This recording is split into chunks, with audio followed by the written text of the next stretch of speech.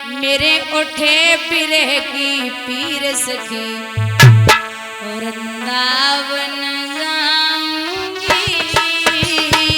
मेरे उठे बिरह की पीर सखी वृंदावन जाऊंगी।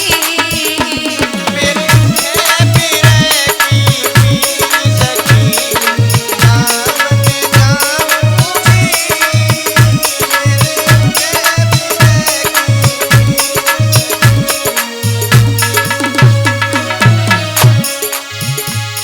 वृंदावन जाऊंगी सखी वृंदावन जाऊंगी। बाजी मुरली बाजी मुरली बाजी मुरली यमुना तीर सखी वृंदावन जाऊंगी।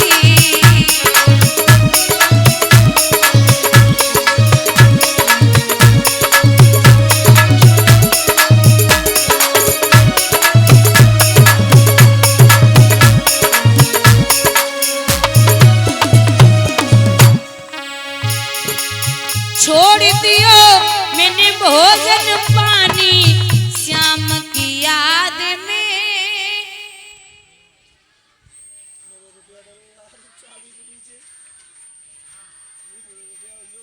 छोड़ दियो मैंने भोजन पानी श्याम की याद में।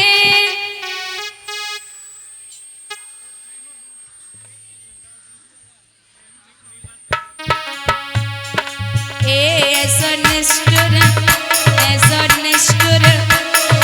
निष्ठुर विकल अहीर सखी वृंदावन जाऊंगी।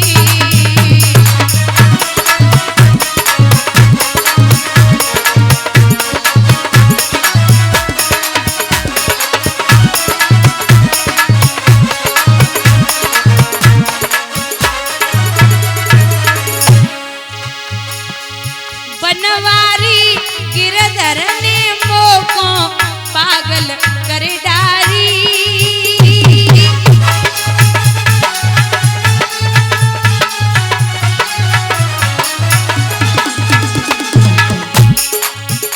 उसे कैसे उसे कैसे उसे कैसे दिखाऊं दिल चीर सखी वृंदावन जाऊंगी।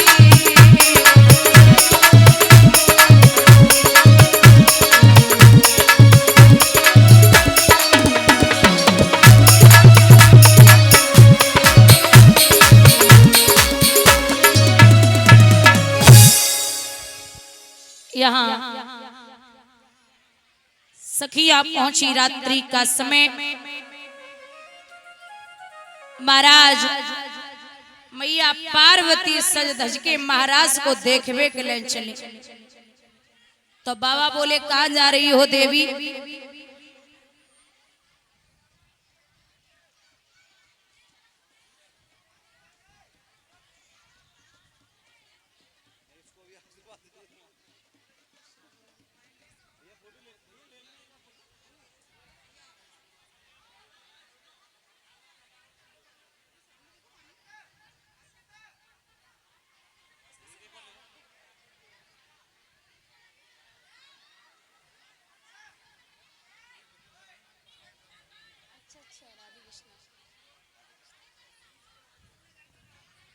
यहाँ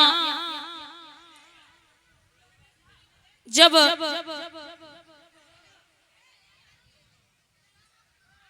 चली हैं सखियां सब पहुंची एकजुट है कि। और एक बात याद रखना, विद्वान ये कहते हैं कि जो गोपियों के साथ में भगवान ने महाराज किया था वो गोपियां युवती थी, मतलब जवान। ऐसा बिल्कुल भी नहीं। पहली बात तो ये है जो ये गोपियां हैं ये पूर्व जन्म में एक वन में तपस्या कर रहे थे संत। भगवान त्रेता युग में जब रावण का उद्धार करके वापस आ रहे थे तो इन संतों ने वर्षों तक प्रतीक्षा की थी। भगवान ने हाथ जोड़ के कहा था कि उन संतों से कह देना कि अभी तो राज तिलक का मुहूर्त निकला जा रहा है। द्वापर में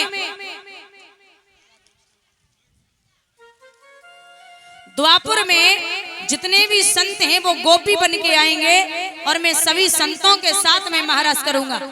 जो गोपियां हैं वो 6 साल से लगा करके, मतलब 6 साल की कन्या होती है, 6 साल से लगा करके और 120 साल तक की गोपियां भगवान के साथ महाराज में थी।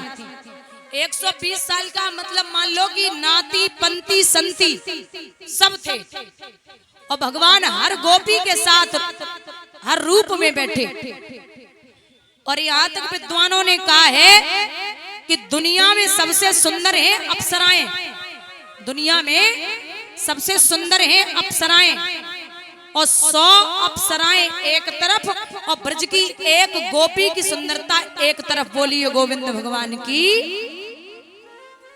इतनी सुंदर थी ब्रज की गोपियां।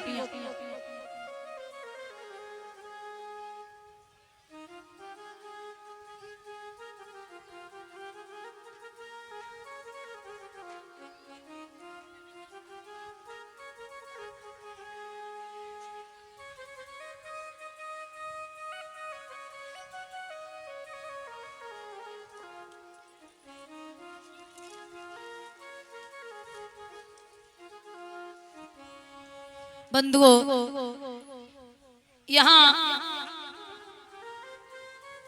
जब पार्वती को सस्ता हुआ देखा तो भोले बाबा पूछने लगे, देवी कहाँ जा रही हो? बोले महाराज हो रहा है, उस महाराज को देखने जा रही। बोले हमें भी ले चलो। बोले नहीं नाथ, वहां देवियां ही देवियां दिखाई देती हैं, देवता को कोई काम नहीं है। बोले हमें देवी बनाओ लेकिन लेके चलो। बाबा जिद कर गए।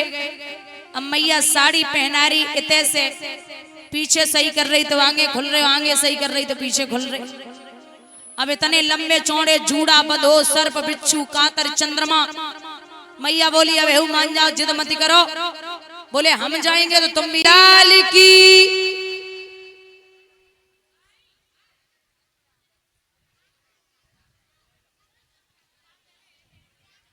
प्रसंग उठता है कि प्रभु ने गोपियों के साथ में महाराज कैसे किया। एक समय की बात है, गोपियां भगवान से बोली कृष्ण आप महाराज कब करोगे? भगवान बोले समय आने पर। वो समय आया है वसंत ऋतु की पूर्णिमा के दिन।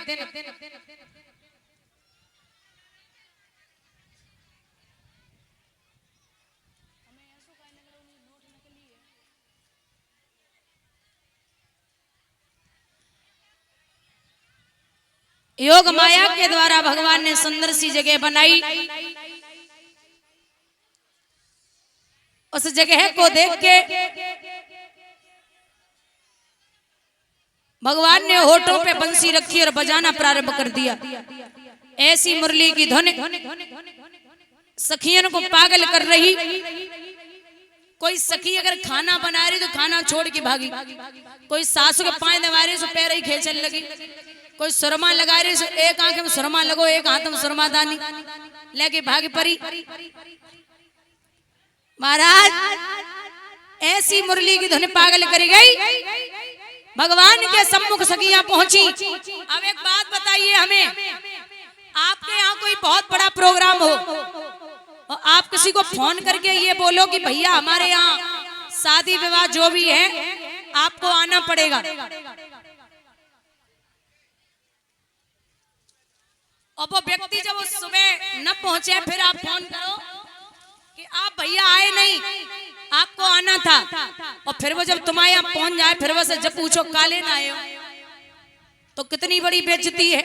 पहले तो सखियन को बंसी बजाए के बुलाए रहे, और जब सखियां पहुंची तो भगवान बोले अपने अपने पति को छोड़ के या क्या लेने आई हो? तो सखियां इतनी विलक्षण हैं।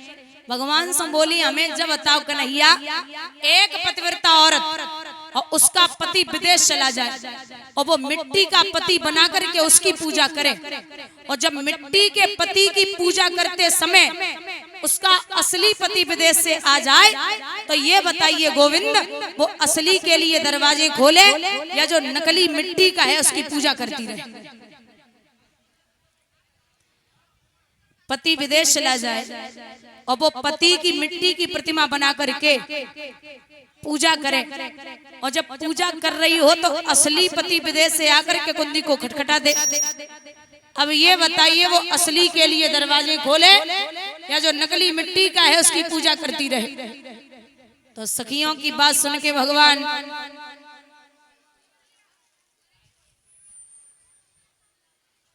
भगवान ने कहा कि हे देवियों, जब असली आएगा तो नकली की क्या जरूरत है? जब असली आएगा तो नकली की क्या जरूरत है? सखियां बोली, अरे ओ गोविंद, संसार के पति पिता पुत्र सब नकली हैं, आप एक असली हो। तुम हमारे पति तो छोड़ो, हमारे पतियन के पति आप ही हो, आप जगत पति और जगत पिता हो।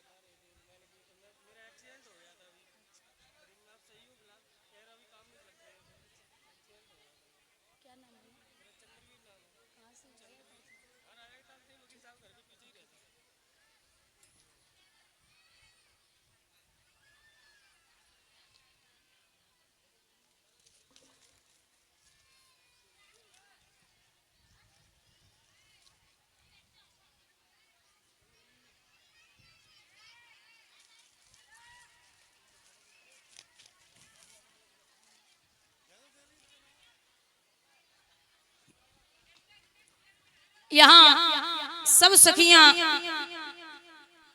भगवान के पास पहुंची और एक बोली, और यो दीदी